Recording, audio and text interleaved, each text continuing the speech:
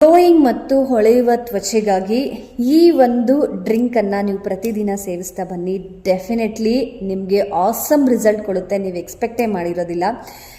ರಾತ್ರಿ ಹೊತ್ತು ಕಪ್ಪು ದ್ರಾಕ್ಷಿ 2 ಸ್ಪೂನನ್ನು ನೀರಿನಲ್ಲಿ ನೆನೆ ಹಾಕಿ, ನಂತರ ಬೆಳಗ್ಗೆ 1 ಜಗ್ಗಿನಲ್ಲಿ 1 ಲೀಟರ್ ಅಷ್ಟು ನೀರನ್ನು ತೆಗೆದುಕೊಳ್ಳಿ.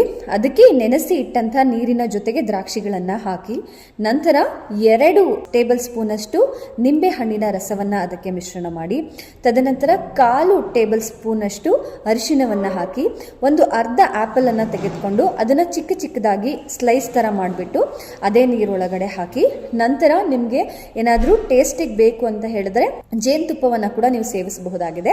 ಅದರ ಜೊತೆಗೆ ಮಿಕ್ಸ್ ಮಾಡಿಕೊಂಡು 1 ಗಂಟೆಗಳ ಕಾಲ ಇಟ್ಬಿಟ್ಟು ಇಡೀ ದಿನ ನೀವು ಅದನ್ನು ಸೇವಿಸ್ತಾ ಬನ್ನಿ. ಖಂಡಿತ ನೀವು ನಂಬೋದಕ್ಕೆ ಸಾಧ್ಯ ಇಲ್ಲ, ಆ ಥರ ಗ್ಲೋಯಿಂಗ್ ಸ್ಕಿನ್ ಆಗುತ್ತೆ.